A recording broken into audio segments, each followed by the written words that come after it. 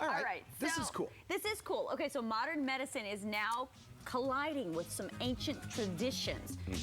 We're talking with an expert about the mixture of East meets West and how these herbs can actually help with some pretty serious illnesses. I love it. Yeah. We'll have that coming up for you in just a Natural second. Yeah, you got it.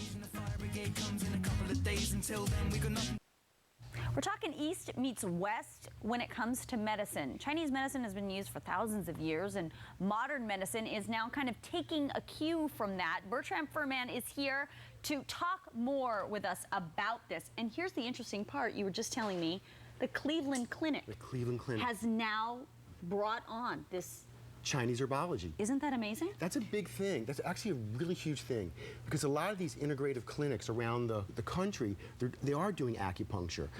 The military's doing acupuncture, but nobody's really bringing in and exploring whether the Chinese herbs can be used with the Western medical, either with the pharmaceuticals or in lieu of the pharmaceuticals if somebody's having trouble with that. Okay, but you have been a believer in this for years, and you have been doing this in your own practice for years. Absolutely. And you have seen the benefits and the results of all of this. Absolutely.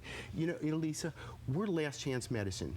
Many times people end up on my doorstep once they've been to tried many other therapies. And then we use the Chinese herbology, we use the acupuncture, and we're not 100%, but sometimes we get very good results. Yeah, absolutely. Okay, so let's talk about some of these herbs that you might not know about. Right. Sometimes, help the people at home. Sometimes people think, I don't know how I feel about all this. This is a little bit out there for me. Yes. And for Americans, it is. Right. Even though when I started 18 years ago, no one knew what this was. Now, you've even been acupuncture, as you were telling me. I have, right? I have, absolutely. Cleveland Clinic, one of the biggest medical institutions in the United States, is using Chinese herbology. Okay, so let's talk about these herbs. So these are what we call as raw herbs. These are in the actual plant form that the Chinese doctor gives you. We mix them up, we make a tea, and you drink the tea. Okay, so tell me what, like the one we're looking at right here, what can that do? That's a great choice. This and this are ginseng. So ginseng good is maybe somebody's running tired, maybe they need a little bit more energy.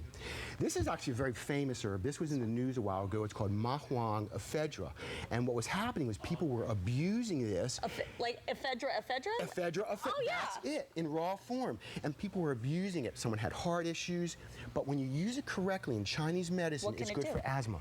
Really? It opens up the lungs, helps the person breathe. And you were telling me even in this day, now we're seeing a lot of sports injuries, and there is some Chinese medicine that you can use to kind of use it as an anti-inflammatory. Yes, especially now, people doing soccer, they're getting hurt, they're getting injured. These guys here, they're called a Di Da Jiao in Chinese medicine, a HIT medicine, and they're used for, that you rub it in and it brings more blood flow to the area, pulling away inflammation. Okay, let's talk about acupuncture, and you brought some of the little needles in. Now, people would get scared of all these millions of little needles. Now, to be fair, I have done this before because I have headaches. Yes. And it really, really helps. Yes. Tell me, ease someone's fear about those tiny little needles. That's the point. They're tiny. Yeah. They're so small and thin. And it's really not an issue anymore. They're only used once, they're pre-sterilized, and then they're immediately tossed away. Right. And it's not, look at how little they are. Here, look. So that's my fingernail, and that's how small they are. I mean, they're super, very small. Minuscule. Minuscule. Okay, but they do work. They work. They do work in the right pressure points. In the right positions. You see there's many points on the body that we use. There's over 400 points. We typically use around maybe 10 to maybe 15 needles during a single treatment. All right. Well, this is big news that it's moving forward in Cleveland Clinic and going to hopefully do a lot more good once more research is done on it. Yeah, and being in Cleveland Clinic means more funding happens. Yes. Once more funding happens, we can be really sure about the efficacy and safety, because that's always a big issue, is the safety. Yeah, it is. All right, Bertram, thank you so much for coming in and bringing all of this stuff. Great. We will be right back with more Good Morning San Diego right after this. Thank you, Lisa. Sure. So